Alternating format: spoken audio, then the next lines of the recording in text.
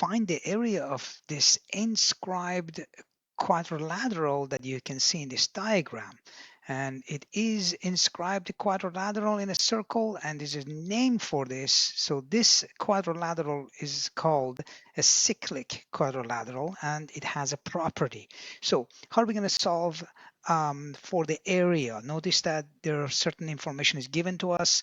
The radius of this circle is not given to us, but the three sides of this quadrilateral is given to us on an angle, and an angle C, the vertex C is given to us.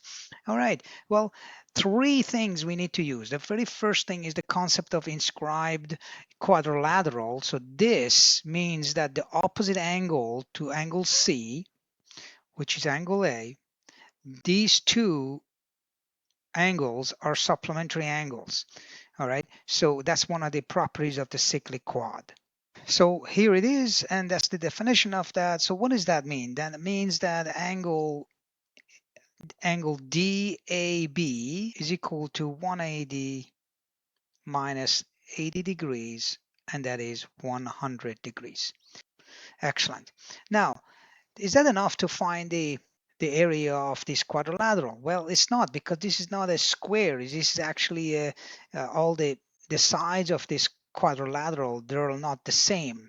All right, it's not isosceles. It's actually you can call it a scalene. There's no such a thing, but all the sides are different. So the other thing that we can do, we can create two triangles. So let's look at how we're going to create these two triangles. Well, because of the angle 80 is given to us, the best, and the sides BC and CD is given to us, we can create a triangle when using a chord DB. So we're going to draw a chord DB. So that's the chord DB. Now, why do we need that? Well, to find the area of this cyclic quadrilateral, we break it up into two triangles. We know how to solve the area of a non-right angle triangle using trig ratio, and as well there's a formula for it that involves sine ratio that we can use. We can directly use that formula, and the formula is 1/2 AB sine of contained angle, and A and B are the sides of the triangle that are given, and an angle is in between the two sides. That way we are bypassing, this bypasses finding the height, which is actually a derivation of it, but that's what this is. This is a shortcut to that.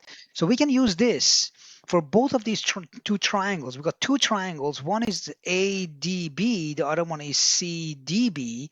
And then once we have the area of these two, we just we have to add them up, and that's it. Now, to do this, we need to find the side AD. So this side AD is missing. We don't know what that is. Let's call that X. We need to find that. But to find that, we need to find the diagonal DB, because we can use cosine law to solve for the DB. And here is the cosine law right here, and where AB are the sides that is given in a triangle.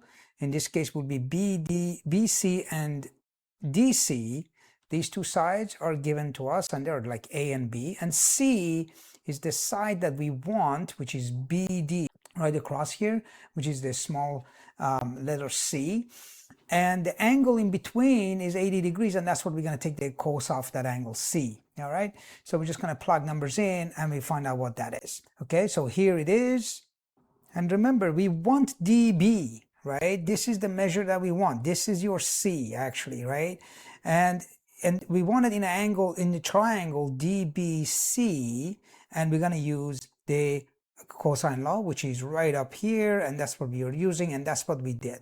We just plug in numbers. Remember, it's a c squared. Whatever you get, you have to take the square root of it. So c squared equals to approximately 98.25, and c would be approximately 9.91. Okay, so that would be the measure of c, which is the measure of the chord dB. Now that we have the measure of dB, we're going to use cosine law again in triangle ABD to solve for x, right? So we have one triangle done we need another triangle to get done. In order to use the triangle formula, 1/2 AB sine C, AB are the sides that they contain the angle 100 degrees. So in here we have to find the chord AB, the length of the chord AB, which is x.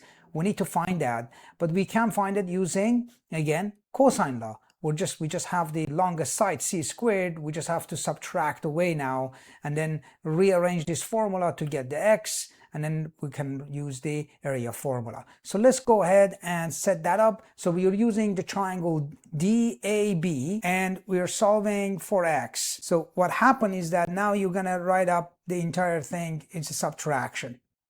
So we're gonna set it up. C squared is 98.25, all squared, and then the first one, a squared, is 5, so that would be equals to 5 squared, which is 25, x squared that we don't know, and then minus 2 times 5 times x, and then this time is cos of 100 degrees, okay?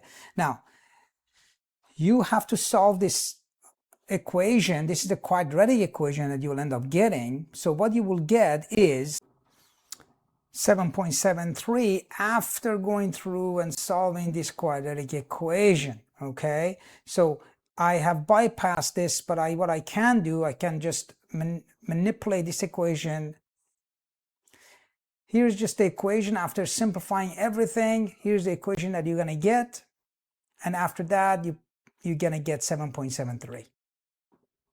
And here is the quadratic equation that you're going to get out of this equation on top, and you simplify everything and you bring everything to one side, and you're going to get this quadratic equation. You're going to use quadratic formula, and minus b plus or minus b squared minus 4ac all over 2a, where, and I'm assuming that you know what this is. So leading coefficient is 1. You got, this is your a, this is your b, and this is your c. You plug it in there, and the two values that you're going to get, x1 will end up being the positive value, approximately 7.73, and x2 will be a negative value. It will be 9.47. And obviously you can't use the negative value, so reject that one, and this would be the length of x, which is the chord AB that we talked about. Now that we have these two, now we can go ahead and use the triangle area formula, 1/2 AB sine C, and then get the area, and then add them all up. So let's do that. So we're going to use the first triangle at 100 degrees. We're going to plug the A1 in there. So I'm going to call this A1. So what is that? That's 1/2. A is 5. B is 7.73. And then sine of 100 degrees, okay? That's the first area, and then we're gonna find out what that is. You punch the numbers in, and I start with 100 sine of 100 degrees first, okay? That's what you're gonna do. So the first area will be 19.04 approximately, that's unit squared, okay? And then we're gonna do the same thing for the second triangle. I'm gonna use the yellow ink. This is DBC triangle to find the area of that. So the area₂ is equal to, and when you plug numbers in there, starting from sine of 80 degrees, you'll end up getting 26.59 units squared, all right? And then, so this is the area of the yellow, the DBC, that's the triangle DBC, and the top is the triangle ABD, that's what this one is, and then you have to add them up, A1 plus A2. When you add these two values, 19.04 and 26.59, you'll end up getting 45.63 units squared, okay, whatever that is. All right, that's how you do this problem. It's very involved, but multiple ideas to use. We use 3 ideas. We use cyclic quadrilateral theorem. We use the area formula involving sine for the triangle that is not a right angle triangle. We also use cosine law. This is the specific law that we use for non-right angle triangles to find the missing side, and then we put them all together. All right.